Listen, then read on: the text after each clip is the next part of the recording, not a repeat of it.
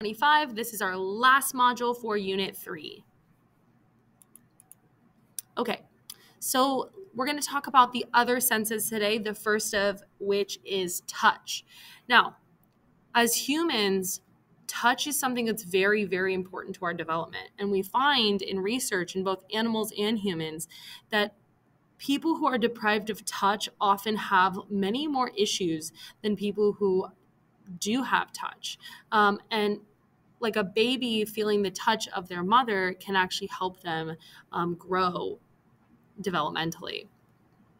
Now, when we talk about touch, it's really a mixture of 4 basic and distinct skin senses, which are pressure, warmth, cold, and pain.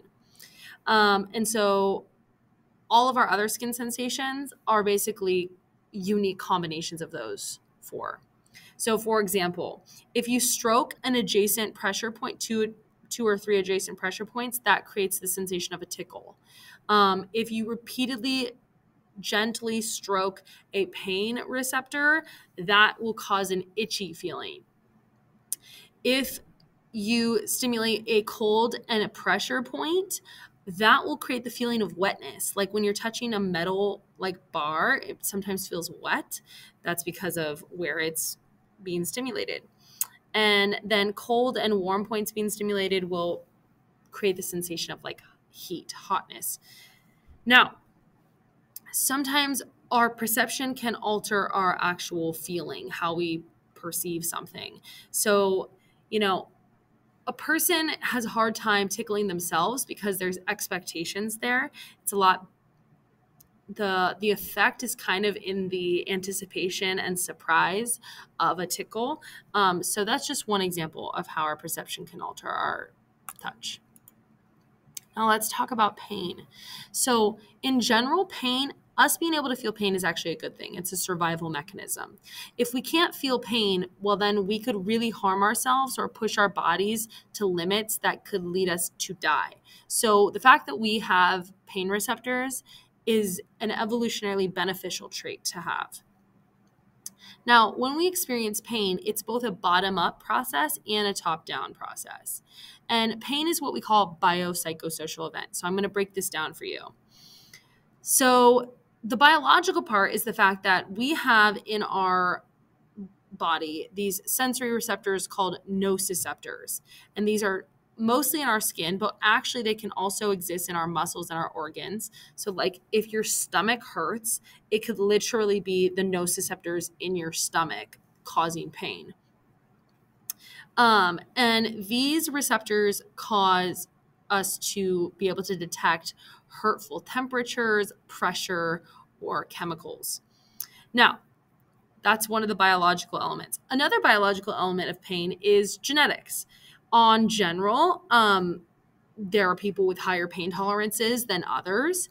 And overall, when we compare males to females, females tend to be more sensitive to pain, but they're also more sensitive to smells and sounds. So in general, they're more sensitive to various stimuli than men are. Finally, the last part of the biological element of pain is this idea of the gait control theory. So this theory basically explains how we can perceive pain. One is this. We have these nociceptors, and those pain receptors are going to send messages up into the spinal cord, which opens the gate to send it to the brain. But those small nerve fibers that open the gate can be overridden by large fibers, which will close the gate so it can block pain. So, for example, let's say you scrape your elbow, oftentimes one thing that we do is we massage the area, we'll grab it, we'll hold it, apply pressure, because that activates those larger fibers, effectively closing the gate and inhibiting some of the pain. Another way that can close the gate in our spinal cord is by distracting ourselves with other things. We find that distraction is pretty effective at relieving pain. So those are all the biological elements of pain. Then there's psychological elements. So pain can be impacted by how much attention we give to it. Like I said, if you distract yourself with something else other than the thought of the pain, let's say a movie or some music, something else, the pain kind of diminishes to some extent. Also, our memories of pain can be edited from the actual pain we feel. So interestingly, people when reflecting upon painful experiences, we often only remember two parts. We do not remember the duration, but we do remember the peak painful moment and the end. So what's interesting is that researchers have found that because people remember the end, if you actually prolong the pain a little longer, but lessen it towards the end, they rate it as a more pleasurable experience or a better experience than if you were to just stop the pain all at once, because they remember the end more than the duration. And then the cultural element, or the sociocultural element, is that we are empathetic creatures and that we sometimes will perceive more pain when others are also experiencing pain. And we get cues on how to perceive pain from our culture's views. So there's biological elements, there's psychological elements, and there's sociocultural elements that all contribute to our experience of pain. And that kind of sums up the biopsychosocial approach. Now, some pain relief methods. Some include drugs, surgery, acupuncture, electrical stimulation, massage, exercise, hypnosis, meditation, and other thought distraction. Now, our body releases natural painkillers, and we've talked about these before, in the form of opiates, specifically endorphins. And basically, when we are in pain or we have just exercised, our brain releases endorphins to prevent us from feeling pain, which is why you might not feel pain after working out for a while after. Now, also, when we're distracted by pain and soothed by our endorphin release, we won't really feel a lot of pain. Another thing that can work in pain relief is placebos. So if a person believes that they're taking something that is going to help relieve pain, it actually will. Even though there's no active ingredient that's going to cause a physical mechanism there, the psychology of how our brain works is that if we believe it, it actually will also release some endorphins and cause some pain relief. So they found in a research study that in both conditions, they gave people either fake acupuncture to relieve pain or fake pills. And what they found was that the fake acupuncture had higher levels of pain relief than the fake pills. And funny enough, people even said that they experienced side effects of these procedures, even though they weren't even real. Now, another thing that can help relieve pain is distracting. Like I said, this is an image of a person who is receiving wound care after a burn.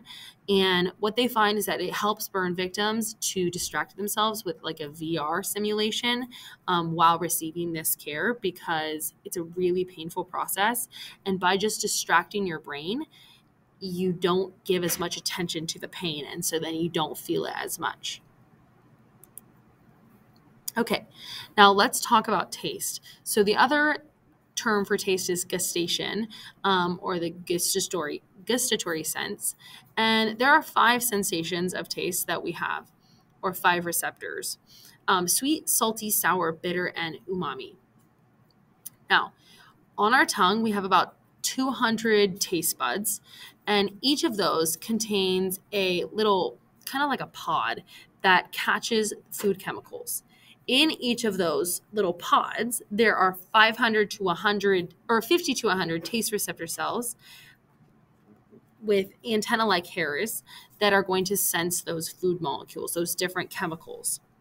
Those will then send it to the brain by relaying that message to a partner cell, which will then relay that message to the temporal lobe. So if we kind of recap really quick, there's now at least 2 things that are processed in our temporal lobe.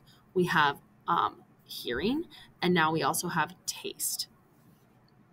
Now, you might think that we just taste things so that it helps us feel good.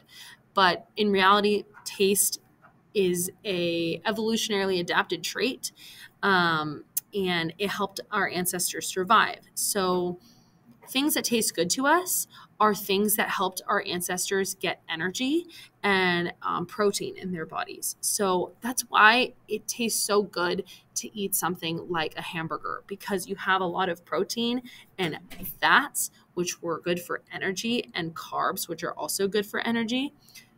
That kind of food was so rare back then, like even meat alone, that your brain really craves it.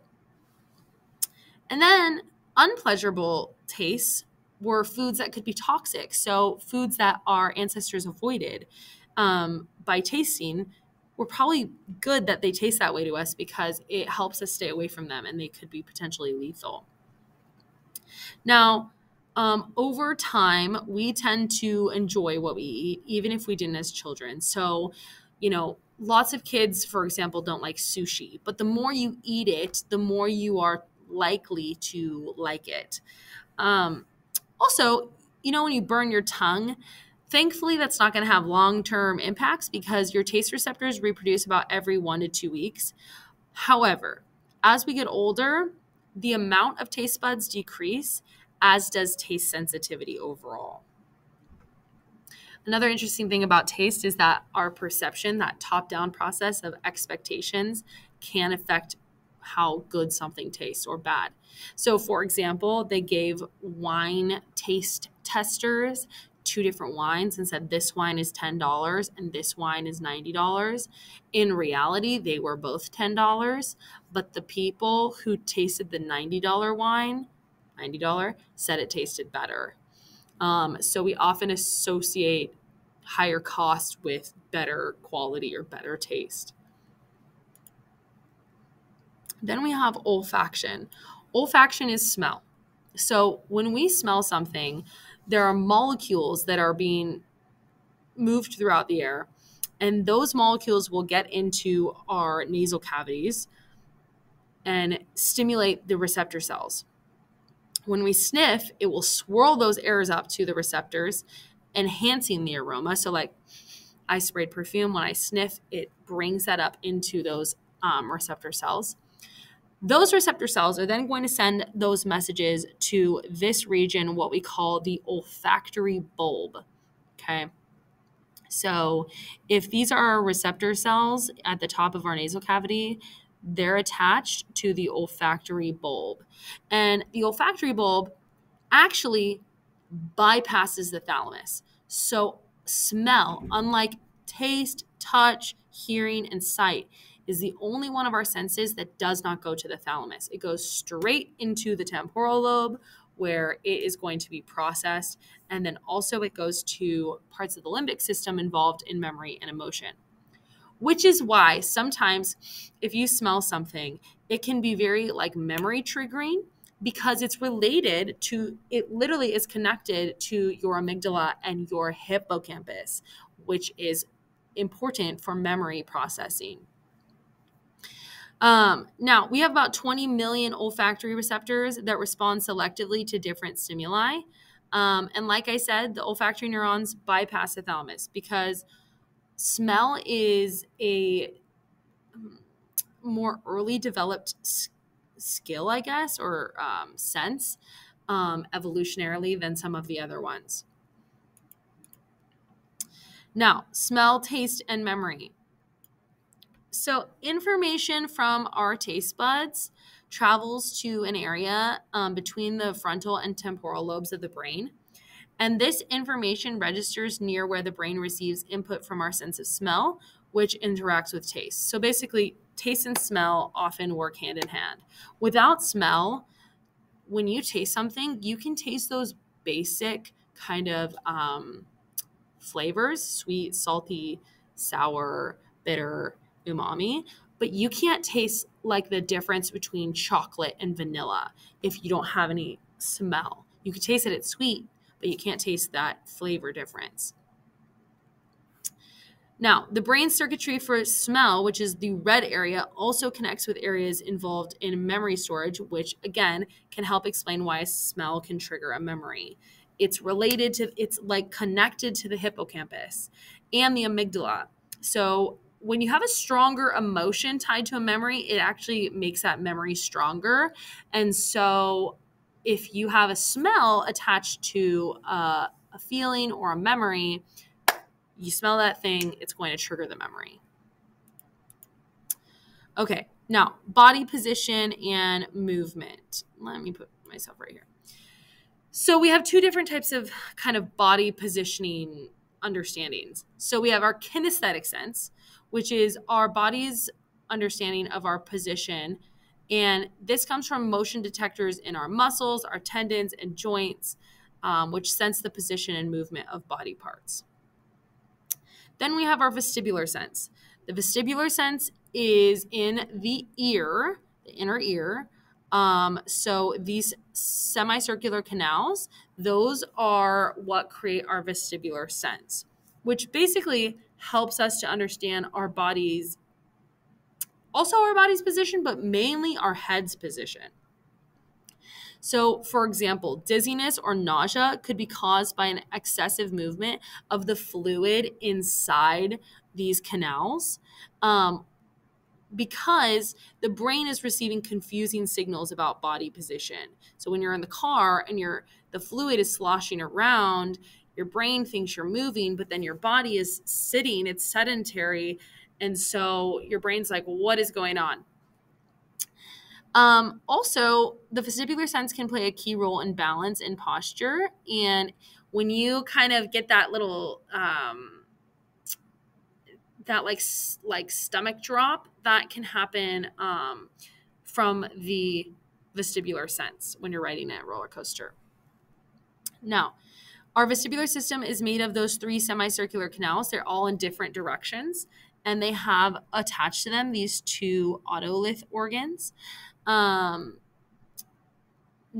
let's talk about these semicircular canals, these little loop-de-loops. The semicircular canals, like almost everything we've learned about, are filled with hair cells. And when the body accelerates in any direction, the substance, that kind of jelly-like substance, the fluid, is going to push against the hair cells, triggering action potentials to send that message to the brain. These parts that they're attached to, the otolith organs, these also contain hair cells, and depending on which way the head tilts, it's going to kind of tell our brain which way our head is, either up or down. And so, for example, astronauts at zero gravity, their otoliths don't work because the movement of the kind of gelatinous material, that jelly-like material, depends on gravity. Well, if you're at zero gravity, then it doesn't send any messages to the brain because nothing will change.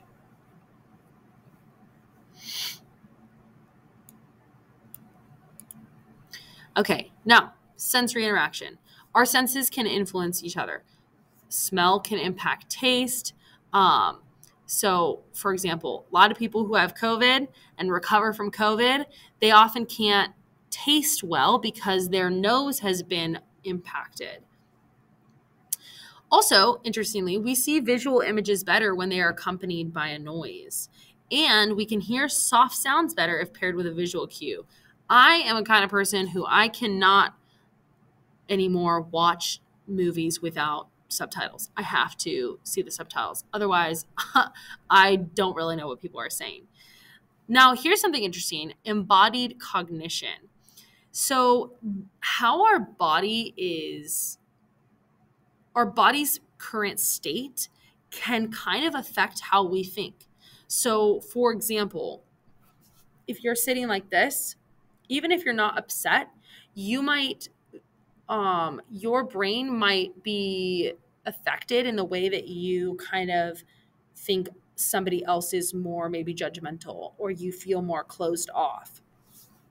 Also, an example, they did a study where a person either held a warm drink or a cold drink, and just the temperature of the drink changed the way they rated someone when meeting someone new. So if they were holding the warm drink, they were more likely to perceive the person they were meeting as warm and friendly and inviting than if they were holding a cold drink. And that's what we call embodied cognition. Then we've got synesthesia. And synesthesia is really interesting because sometimes in very, very few people, one or two senses, their brain circuits will get crossed. And this is what we call synesthesia. So they might have a sensation where when they see color, they taste something as well. Or when they hear a certain sound, they'll see colors. So two or more senses are linked. And that's it. Test yourself, and I'll